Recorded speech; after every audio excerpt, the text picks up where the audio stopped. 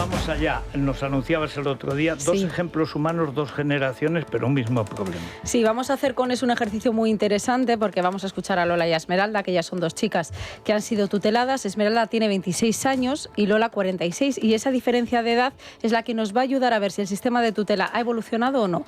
Y es curioso porque una desde León y otra desde Gandía han tenido vidas bastante paralelas. Esmeralda tenía 9 años cuando detienen a su padre y su madre se queda en paro.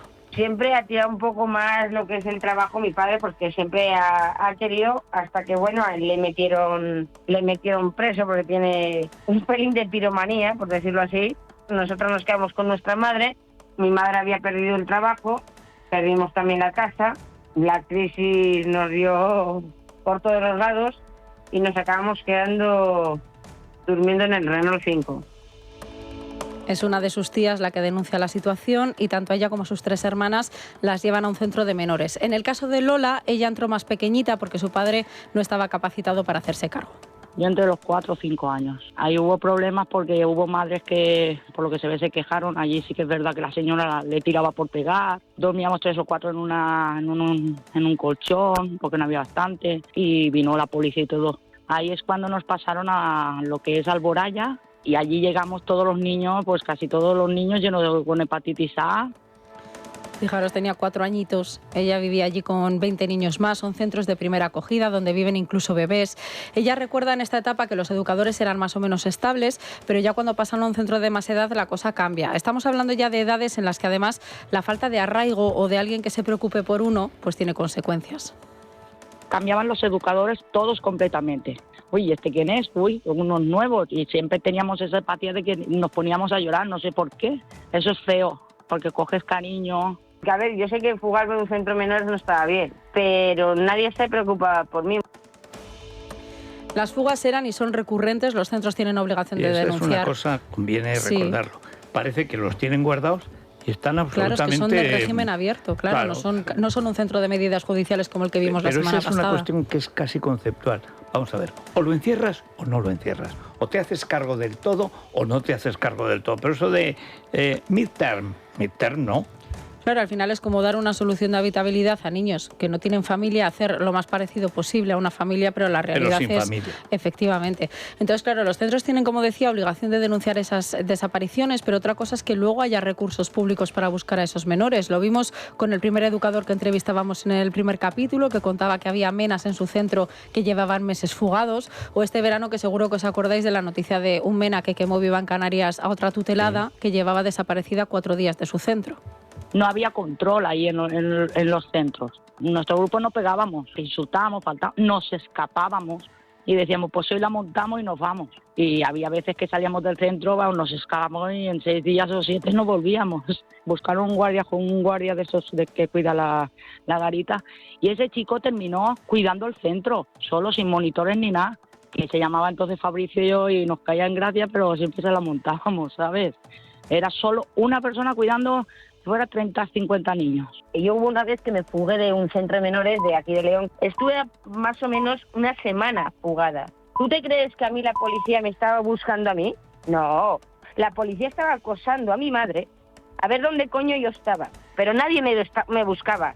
Tuve que entregarme yo a la policía para que la policía se diese cuenta de que dónde estaba. Claro, es que ella tenía a su madre fuera durante un año, solo un año pudo reunirse con ella cada 15 días, pero siempre en el centro y en presencia de un educador. O sea, me llegaron a mandar a Zamora para que no estuviese cerca de mi madre, según ellos es que me fugaba demasiado.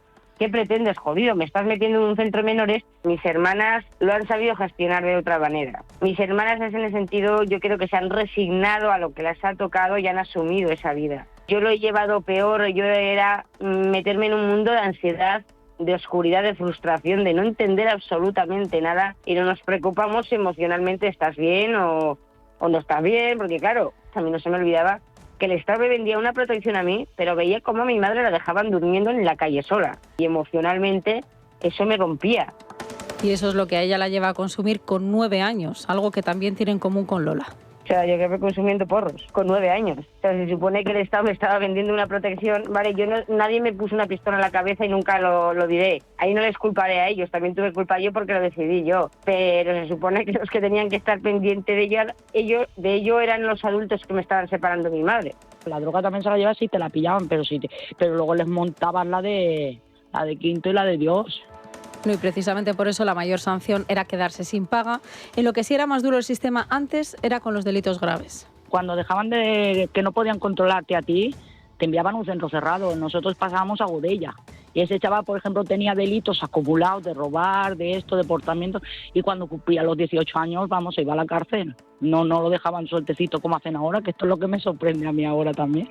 Sin embargo, ahora hay un colapso general y hay ocasiones en las que cuando un menor comete delitos y no hay plaza en los centros de medidas judiciales, se les traslada temporalmente a un centro normal. Y no se me estaba dando una protección real, porque yo llegaba a dormir en un centro de menores con un neonazi que 72 horas antes había asesinado a un chico aquí en León. Como la policía no tenía dónde llevarlo, la idea que se les ocurrió fue traerlo al centro de menores. Los educadores se opusieron, pero el chaval se acabó quedando en un centro de menores que todos máximo tendríamos 17, 16 años. Un chaval que siempre nos respetó, siempre nos trató bien, pero no dejaba de haber asesinado a una persona antes y nos la estaban metiendo en un centro de menores. Estas semanas precisamente venimos hablando de la conflictividad en los centros y es que no hay que olvidar que esos perfiles conviven con niños más pequeños y al final se produce también un efecto contagio. Así que con este panorama, cuando llevan a cumplir los 18 años, pues muchos buscan otras salidas y eso es lo que hicieron ellas y es curioso porque las dos optaron por la misma vía. Esmeralda reconoce que pasaba más tiempo en comisarías que en los centros y ahí es donde conoce a su vía de escape. Mi pareja y yo nos sacamos 24 años de diferencia. Yo era muy amiga de un policía local de aquí de León de un día y él estaba allí con otro policía, quiso llevarme a casa, empezamos a ligotear, tal cual, y cuando ya tenía yo mis 18 años fue cuando pues me decidí a dar el paso, le besé y empezamos a irnos a vivir juntos y sí, casi creo que le utilicé de pie para salir de los centros. Lo bueno que fue que el padre de mi hijo mayor me sacaba 13 años, yo me fui con él con 14, yo luego me fui a Francia con él con 15 y sí, ahí me quedé embarazada, con 16.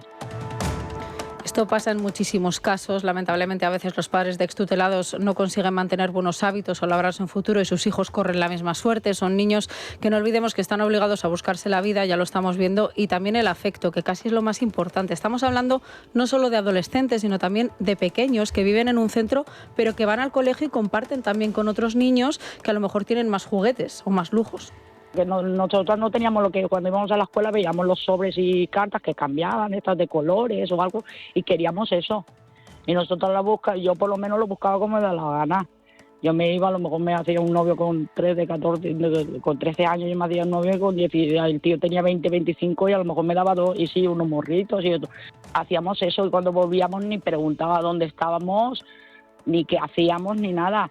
Gente como yo, de 12, 13 años, hemos ido al chocolate, nos hemos tirado viernes, sábado y domingo en el chocolate, en lo que es la ruta Bacalao, y aquí nadie decía nada. Todo eso era así, las chicas salíamos a buscar.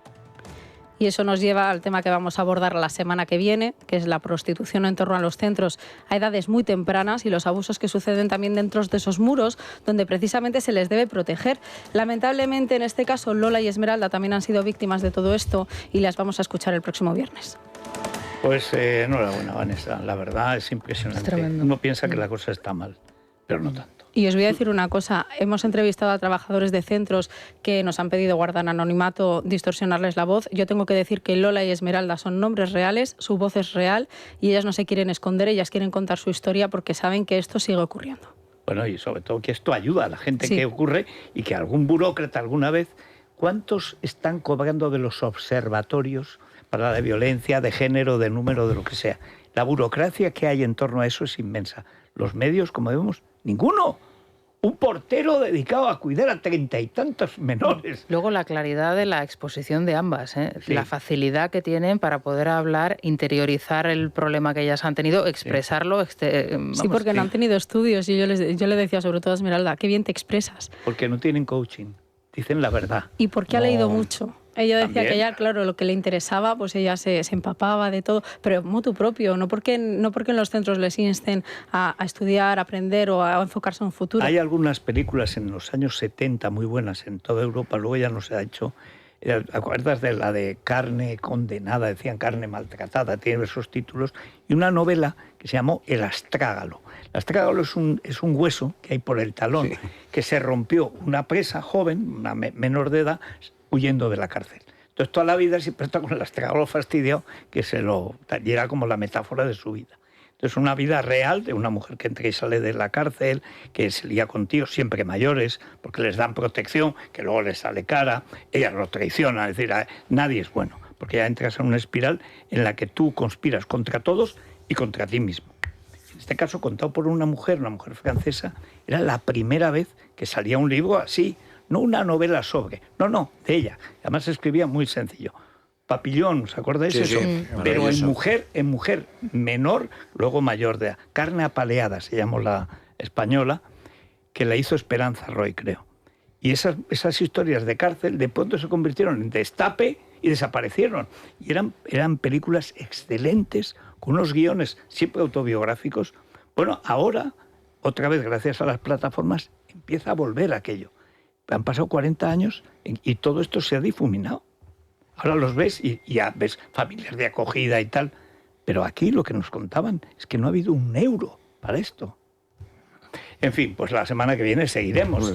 Vamos a hacer una pausa, a ver qué dicen los oyentes. Sí. Luego si hay alguna novedad. No sé, si invadimos Portugal o algo, porque Álvarez, ese huevo quiere sal. Sí, lo que dicen los oyentes, les hemos planteado qué pasa ahora con Trump y qué pensamos ahora de Trump. Es la mañana. Es radio.